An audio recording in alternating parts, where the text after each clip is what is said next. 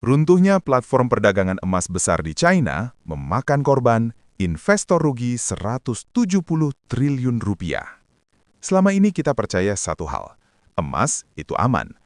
Tapi bagaimana jika emas justru menjadi awal dari kehancuran finansial puluhan ribu orang?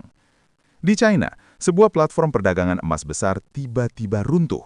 Investor panik, dana tak bisa ditarik, dan kerugian yang ditinggalkan mencapai ratusan triliun rupiah. Apa yang sebenarnya terjadi, dan bagaimana sebuah platform sebesar ini bisa roboh begitu saja? Platform ini bukan pemain kecil, ia dikenal luas, digunakan jutaan orang, dan dipromosikan sebagai tempat paling aman untuk berinvestasi emas. Investor bisa membeli emas secara digital, melihat saldo emas mereka di aplikasi, dan kapan saja menjualnya kembali.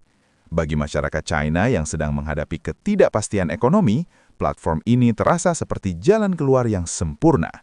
Uang mengalir deras, kepercayaan tumbuh tanpa ragu. Namun, di balik layar, masalah mulai muncul. Tanda bahaya pertama muncul saat beberapa investor mengeluh penarikan dana mulai tertunda. Awalnya dianggap gangguan teknis. Hari demi hari berlalu, dana tetap tidak masuk. Lalu kabar buruk menyebar. Platform mengalami masalah likuiditas. Artinya, uang yang seharusnya siap dibayarkan tidak benar-benar tersedia. Kepanikan pun meledak. Investor berbondong-bondong ingin menarik dana. Dan disitulah segalanya runtuh. Tak lama kemudian, platform ini menghentikan operasionalnya.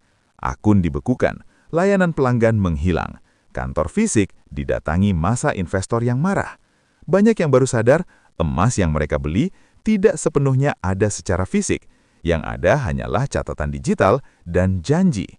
Total kerugian diperkirakan mencapai sekitar 170 triliun rupiah dan menimpa puluhan ribu investor retail. Ada beberapa penyebab utama runtuhnya platform ini.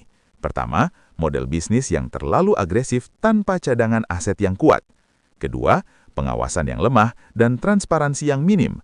Ketiga, kepercayaan publik yang terlalu besar tanpa edukasi yang cukup. Banyak investor berpikir, ini emas, pasti aman. Padahal yang aman bukan platformnya, melainkan logamnya. Dan itu pun jika benar-benar dimiliki. Runtuhnya platform perdagangan emas di China menjadi peringatan keras bagi dunia. Bukan soal emasnya, tapi cara kita berinvestasi. Di era digital, aset bisa terlihat aman di layar, namun rapuh di dunia nyata. Jadi sebelum berinvestasi, pastikan kamu tahu siapa yang menyimpan asetmu, di mana aset itu berada, dan apa yang terjadi jika platform tersebut runtuh.